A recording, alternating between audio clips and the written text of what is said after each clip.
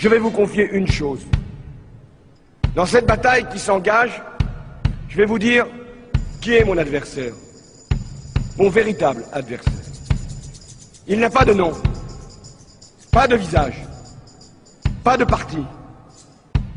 Il ne présentera jamais sa candidature. Il ne sera donc pas élu. Et pourtant, il gouverne. Cet adversaire, c'est le monde de la finance. Paris, La Défense, 19 mars 2012. Parmi ces tours, le siège de la Corporate Investment Bank du Crédit Agricole.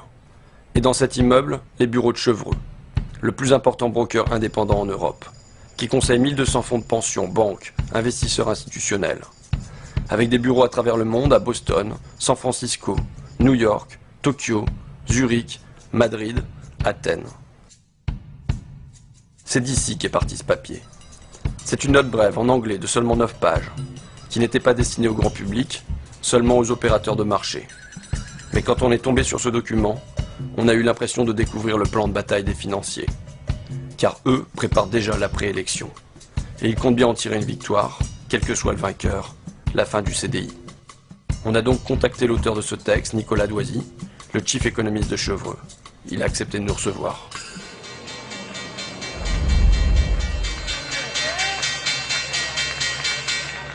François Hollande va devoir déplaire soit au marché financier, soit à ses électeurs, puisqu'il est certain de ne pas parvenir à réconcilier les deux.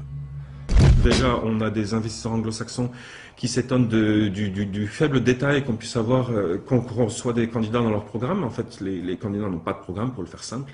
Les investisseurs anglo-saxons que je rencontre me demandent souvent, mais où est le programme? Je leur dis, mais il n'y en a pas, et pour cause, c'est un jeu tactique pour l'instant. Le programme, on saura une fois l'élection finie. Et en fait, on le connaît déjà. Il sera imposé par l'appartenance à la zone euro. C'est ça le point important. C'est que le conflit d'objectifs que va avoir François Hollande, c'est rester dans la zone euro versus satisfaire les demandes de son électorat naturel.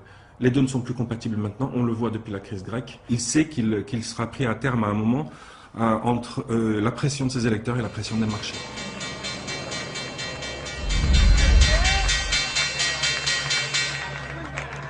C'est regrettable pour François Hollande, mais la nécessité d'une libéralisation du marché du travail est le résultat direct d'une appartenance de la France à la zone euro. Aussi ne peut-on avoir l'une sans avoir l'autre.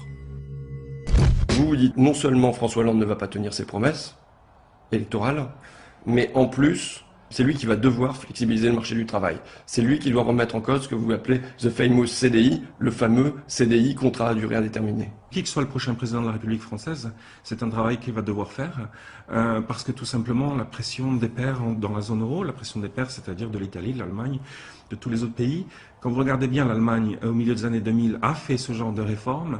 L'Italie et l'Espagne sont obligés de les faire aujourd'hui, la Grèce aussi.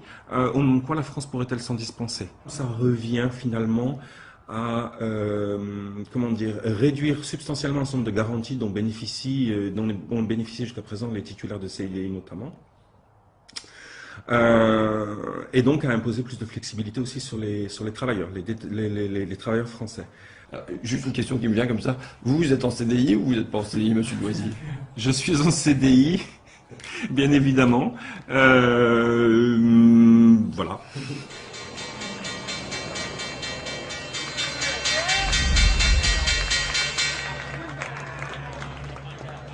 La demande de renégociation du traité serait alors utilisée pour tromper le public français en lui faisant accepter des réformes correctes, dont celle du marché du travail. François Hollande dit « Je vais demander la renégociation du dernier traité européen ». Vous écrivez ça. François Hollande il va avoir à naviguer à travers des forces dans la gauche, notamment à cause du référendum manqué de 2005.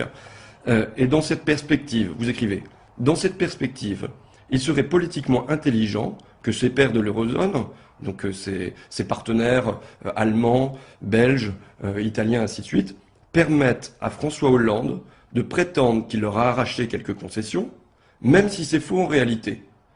La demande de renégociation du traité serait alors utilisée pour tromper le public français, pour rouler, j'ai lu to trick, rouler, tromper, pour tromper le public français, en lui faisant accepter des réformes convenables, dont celle du marché du travail. Alors, avant d'entrer dans le fond du sujet, je voudrais préciser un point. Les gens de marché s'expriment de façon très directe. Donc, le vocabulaire que j'ai pu choisir dans la citation que vous venez de lire paraîtra peut-être excessif à beaucoup de vos auditeurs. Maintenant, c'est vrai que voilà, on s'embarrasse pas dans les marchés, on va pas s'embarrasser de financerie, on va aller directement au point. Donc, de rouler les électeurs français, c'est peut-être un mot quand même excessif. L'idée, c'est de dire, ce sera une concession en quelque sorte de façade qui aurait été faite à François Hollande et au peuple français entre guillemets, de façon à ce que tout le monde constate qu'à la fin des fins, il les faut bien les autres réformes, les fameuses réformes structurelles que tout le monde, dont personne ne va entendre.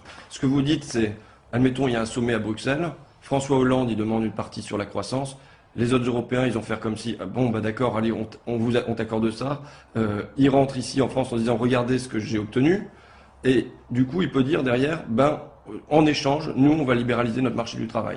Et vous avez parfaitement compris le sens de mon propos, c'est exactement ça.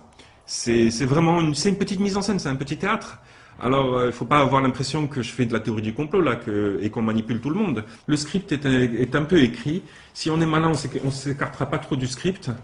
Et de cette façon-là, on arrive peut-être à faire passer la pilule de façon un peu plus simple que ça n'avait été le cas au début des années 80. On s'évitera peut-être finalement d'être un peu ridiculisé comme on l'avait été à l'époque.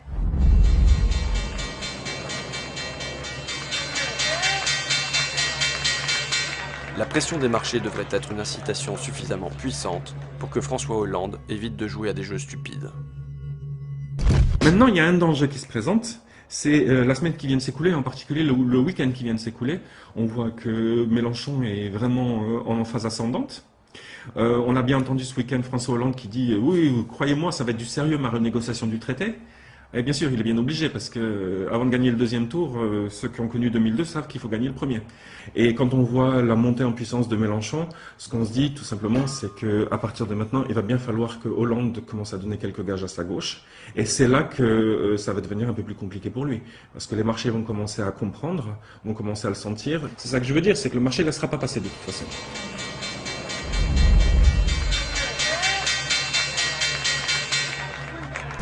Alors, je faisais un récapitulatif. Je disais, cas numéro 1, François Hollande est conciliant et il revient de lui-même sur ses maigres promesses de campagne. Il libère le marché du travail. Il en finit avec le CDI tel qu'on le connaît. Cas numéro 2, il lui faut une petite pression de ses partenaires européens, une petite concession qui lui serve de prétexte, et derrière, il libéralise le marché du travail.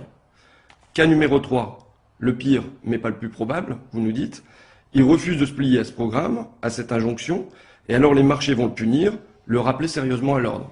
C'est bien ça? Oui. Donc là, jusque-là, dans les trois cas, c'est toujours les marchés. Quand vous dites soit les électeurs, soit les marchés seront déçus, dans les trois cas, c'est toujours les électeurs qui seront déçus et les marchés qui gagnent. Oui, ben, regardez la Grèce, regardez l'Espagne, regardez l'Italie, regardez tout ce qui se passe en Europe depuis 2010. On a bien vu que de toute façon, à la fin, c'est le marché qui l'emporte. Je ne suis pas en train de dire que le marché a nécessairement raison, et, au sens moral du terme, mais en tout cas, il aura raison factuellement, puisqu'il s'imposera, ça c'est clair. Donc c'est de ce point de vue-là que je le dis, oui, en effet. Vous avez raison, les électeurs risquent d'être plus perdants que les marchés. Je ne sais pas où vous m'emmenez en fait. Je propose un quatrième cas. L'irruption du peuple sur la scène de l'histoire. Hier à Paris. La prise de la Bastille. Pardon? La prise de la Bastille numéro 2. Hier à Paris, il y avait, bon, on va pas chipoter, 80 000, 90 000, 100 000, 120 000 manifestants à l'appel du Front de gauche. Si, comme en 1936, on avait une élection qui s'était suivie de mouvements de masse, de manifestations, de grèves. Qu'est-ce qui se passe? Qu'est-ce qui se passe en Europe? Là, je crois que c'est le gros coup d'angoisse. On va être très clair, ça va être le gros coup d'angoisse parce que si, quand les Grecs manifestent, on a déjà une Europe qui se sent sur le point d'exploser, je vous laisse imaginer pour la France.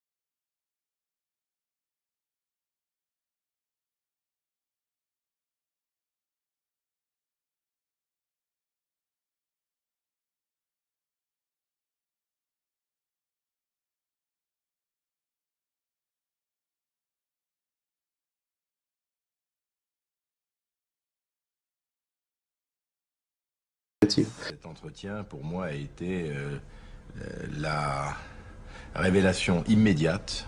Ce jeune trentenaire avait pas seulement des capacités intellectuelles littéralement extraordinaires. Je lui ai dit, écoute, ne cherche pas plus loin, considère que tu es fait associé dans cette maison. Ça, on apprend vraiment l'art de la négociation. On est amené aussi beaucoup, et ça c'est, j'allais dire heureusement ou malheureusement, utile en politique, communiquer, c'est-à-dire à raconter une histoire. Donc on y apprend d'une certaine façon aussi des techniques pas de manipulation de l'opinion, mais un petit peu.